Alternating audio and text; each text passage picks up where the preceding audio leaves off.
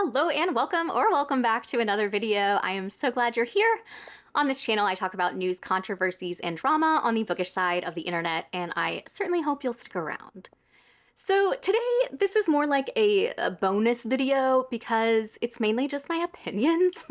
In addition to being about a month later than others on the subject, and you already know what that is because of the title, but it's this yearly discourse we have about people who read 100+ books per year. This happens literally every December, but this year's drama kicked off in the mainstream, I think, when a woman named Arma posted this picture. It says, "I did it, 120 books read this year." And if you're just listening, it's a woman standing with all of the books that she read. And yeah, pretty simple and harmless. But this blew up, as illustrated by the 45.2 million views this tweet got. And unfortunately, in order to read the comments on this post directly, I'd have to download X, and I ain't doing that. So I do want to also make note of the fact that this was posted by a Black woman. Do with that information what you will. But this post got spread all over the place, including the, always credible and completely ethical New York Post, where their headline reads, "Woman brags she read 120 books in a year, but critics aren't impressed. Trashy fiction books." So we could start with the broader conversation, which is, who cares what anyone else is reading or how many books they read? But setting that aside, why are quote-unquote trashy fiction books lesser than some highbrow stuff? Do we think these same people would be shaming folks who only watch comedies or animated movies instead of dramas and documentaries? Because I don't. And that's not to say it's the case every single time. I'm generalizing, and in my opinion, this is a discourse that is exclusive to the book community. It's like people who aren't in the book community or are new to it are trying to have conversations that are tired. Audiobooks are books. Reading fiction is just as valid as nonfiction. Get out of our house with that nonsense, truly. So here's where I get a little ranty. While there will, of course, be people trying to show off, the vast majority of readers posting their yearly reading wrap-up are just trying to share something about their hobby with other people who enjoy the same hobby. There's nothing wrong with setting a goal for yourself, meeting that goal, and wanting to share about it. Yet somehow people think it isn't okay to do that when it comes to reading. So here is my wrap-up from the bar studio where I work out, and I'm also getting certified as an instructor. Sorry for bragging about it, something I'm proud of. Posting this on my Instagram did not get me a single comment telling me I was bragging or I was making others feel bad. Granted, it's not a crazy impressive number, but even so, taking bar classes is a hobby of mine, just like reading. But reading is the only one that gets criticized. Now, here's a hot take that probably isn't actually hot. It's a lukewarm take. It's a room temperature take. The people who are mad have an inferiority complex. Why are these people letting someone else's accomplishments make them feel bad? Particularly those not even in the bookish community. Guess what? If someone told me they went to 100 concerts in 2025, I'd say, wow, that's wild, how cool. I am not a concert-going person, so even if I thought oh my gosh, that might be an exaggeration, who am I to comment on it? Personally, I would not spend my time and money going to concerts. But if it's someone else's hobby, then that's not my business. Much like reading. So in a now deleted video that was of course stitched by someone else because the internet is forever, this TikToker, who it appears fancies herself a member of the bookish community, decides to say this. Not sure which book talk girlies need to hear it, but nobody cares that you read over 100 books this year. In fact, when you tell me that, I'm side-eyeing you because I'm not really sure what the flex is. So have you considered that maybe it isn't meant to be a flex at all? Again, your inferiority complex is showing. It's a hobby, like anything else, simple as that. When somebody makes that hobby a priority for them, they can read 100 books in a year without much trouble. So here's a dumb take from someone over on Threads where, oh, so many dumb takes live. Unpopular opinion. There's no way people are reading 100 plus books a year when it takes time to digest a few pages and make notes on it. And someone said, make notes? Am I writing a fucking book report? No, I'm here for the vibes. I'm here to have a good time, not a good grade, which is, this person below that said it. It's a new great mantra. Signed, someone who has read 300 plus books this year, and this was a slow year for me. You're right, it's an unpopular opinion because it's wrong. 100 books a year is 2 books a week. I definitely don't take notes when I'm reading for leisure. It's cool if you do. Different strokes for different folks and all. My sister-in-law reads over 300 books a year. No wrong way to enjoy reading. And he says, I mean, this was targeted more towards self-help / learning guides where people might rush through without applying the info. It's most likely possible if you enjoy fiction, though. And then someone replied to that, in hindsight, that might have been helpful to note in your original post. So yeah, he decided to walk it back, and let me tell you, I do not believe for 1 second that he was solely referring to self-help books. Who is reading 100 plus self-help books in a year? This is the real question. You can't be like 100 books in a year and then say you were referring only to self-help books as if any person in the world reads 100 of those in a year.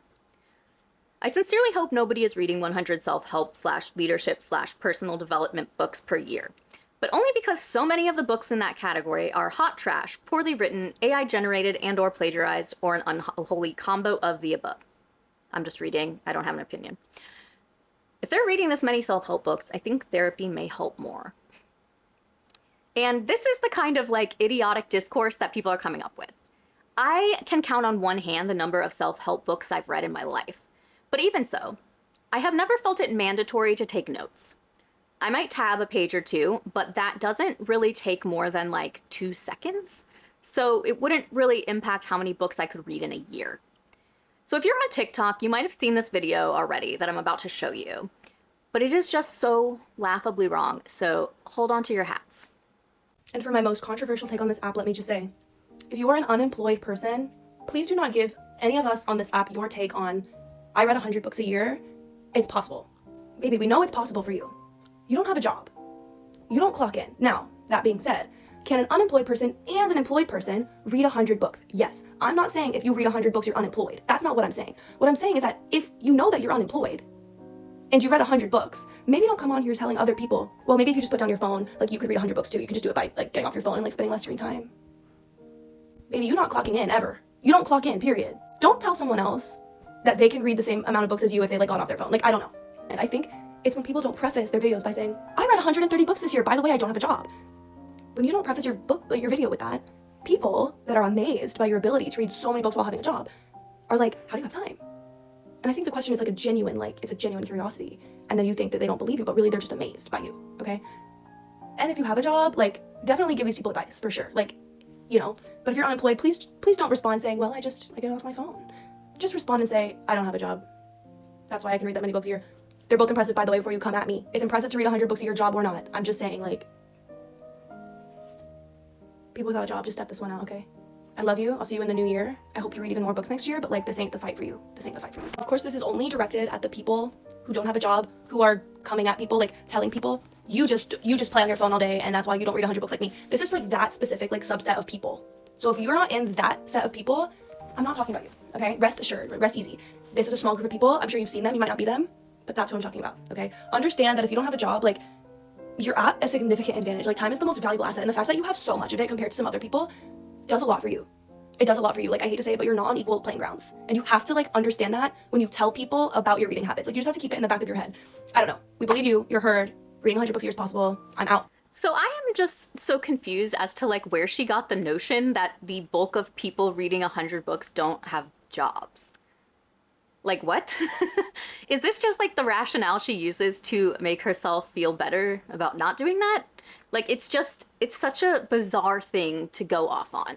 And I can only speak on my own experience, and I'm not trying to like flex if it sounds like that. I'm just using myself as an example. But here we go. So in 2025, I stopped tracking my reading around September. And at that point, I had read around 70 books. There are a few after that you can see, but I was not tracking with any consistency. If I had to guess, I would probably read somewhere in like the 85, 90 range. During that time, I had a full-time job as a flight attendant. I put out a YouTube video every week, and those all require quite a bit of prep. I worked at the front desk of my bar studio. So this is maybe the most nonsensical of nonsensical opinions to me. Most of us in the world have jobs. So if she really thinks that like the most people who are making these TikToks or Instagram posts saying they read 100 books a year are unemployed, that's very confusing to me and feels very just wrong. So here are my book stats from 2019 to 2024. Now, from the back half of 2023 through 2024 and still, I was trying to wrap my head around the fact that my dad was going to die and then dealing with my grief when he did. And I still read well over 100 books because it's my hobby and it was important to me. That was with me having a hard time concentrating and whatnot. That doesn't make it better or worse than someone who read 0 books. Again, if you have a problem with people reading this much and talking about it, it's kind of a you problem. Let's look at a few more TikToks just to get us all riled up. Although I will say there's a possibility this woman is being sincere, but she does seem to be at best like judgmentally sincere in my opinion. So I have a question, and don't fight me because I know how you girls like to tussle. For the girls who are reading like 100 books a year, do you remember all of them? I read 21 and I remember them, but I feel like if I upped that, I would definitely not have any recollection of like half of them. Which maybe that's on me. Maybe I have very poor memory, but I don't know. Are we doing this every year? Is it enjoyable, or is it like I set the goal and I'm powering through? And again, this is all genuinely me asking, just wondering. Again, I can't be certain of her motivations, but to that I say no. I don't remember about most of the books I read. I can probably tell you a plot point from every book and whether or not I liked it, but even if I couldn't, that's not the point. Why is it important to retain details from a book I read years ago? I read because it's fun for me. Again, this is a place where I think a double standard exists. My husband, big film buff. He also has a terrible memory. As far as I know, no one has criticized him for not remembering details of every movie he sees. And I actually asked him this. I said, I need to do some science here, Christopher. So, you've watched a lot of movies this year. He's like, yeah. And you have a bad memory. And he's like, yeah. I was like, so do you remember every movie that you've watched? No. If I gave you a list of movies that you've watched, could you tell me something about each of them? And he's like, I could tell you something about each of them. So I'm just saying, like, I didn't probably need to relay that whole conversation to you, but like, I asked him to be certain that this is not something that happens in his movie land, in his community. And yeah, my hypothesis was correct. So I feel like I'm going back to my like book talk drama video roots, but as long as I'm here, I have another bad take to share. This is actually the same person we saw earlier. I have another bookish hot take that you're probably not going to like, but is definitely true, so you're going to have to hear anyways. I think that there is absolutely no reason for you to be buying an ebook, particularly an ebook from Amazon, Kindle, any of that, which is like basically the only place to buy ebooks in this day and age, because that's what a monopoly is. It very much isn't, but go off. You can buy ebooks from Apple Books, from Barnes & Noble, from Kobo, from bookshop.org, just to name a few. But okay. At this point in my journey to like consume more ethically, I have gotten rid of Amazon Prime and like Prime Video and stuff like that. I've also gotten rid of Goodreads, so now I only use Storygraph and Pagebound, and I've really been enjoying both. And yes, I do use them together. I find them useful together. I obviously still have and use like my physical Kindle, but I mainly only use it for books that I borrow off of the Libby app, which is a library app where you can like put your library card information in there and then have access to your library's online collection of books, which is so much bigger than the, not one of my friends texting me and asking me my thoughts on Fable. I'm low-key a Fable hater, so I had to go spread the gospel. I'm so sorry. Anyways, I definitely only use my Kindle for books that I get from the library or books that I get like from like online that I'll just download the PDF of, which is harder than it looks actually, because I always forget how to do it. And now I have an arc in my email that I don't know how to put on my Kindle. So I'm not really sure how I'm supposed to read it, but. It's harder than it looks because she forgets how to do it. Spoiler alert, it's actually not hard at all, but it's kind of weird to say that it's harder than it looks because she just forgets. Anyways, small thing. Really sure. I digress. Obviously, I'm not saying that you shouldn't read ebooks, but I am saying if you purchase ebooks, you're low-key a loser. Like, well, you heard it here first, folks. If you buy ebooks, you are nothing but a loser. what is an ebook doing for you? It doesn't have any of like the qualities that makes buying a book such an enjoyable experience, or like having a book such an enjoyable experience. I don't know about you guys, but I find the like text and story the enjoyable part of buying a book. Am I alone in this? And I feel like there's a lot of overconsumerism on book talk and like book spaces generally, and I know that I am no exception. But at least with a physical book, like you are buying the art, the dust jacket, like the pages, like there's intention that goes into the way that, you know, like physical books are made that just. This is the opposite of overconsumption.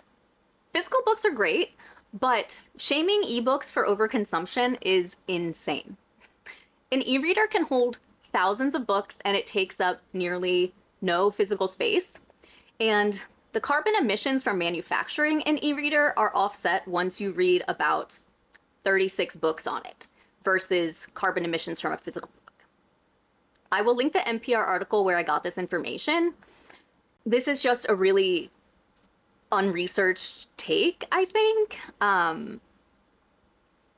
Yeah. And if she's referring to overconsumption as far as reading too many books, shut up.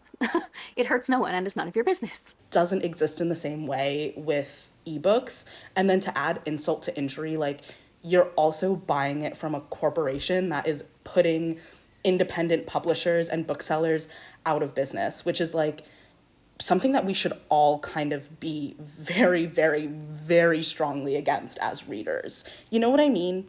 There's no shame in being a loser. I've been a loser too. I have fallen victim to Prime Day sales and bought a bunch of like $2, $3 ebooks. And as a reformed loser, I'm coming to you and I'm telling you that you need to reform your loserness too. Because it's just so silly to buy an ebook without any of the perks of a regular book and then give your money to Jeff Bezos. It's a lot. We just need to really revolutionize how we consume as like a book community, I think. So, two quick things.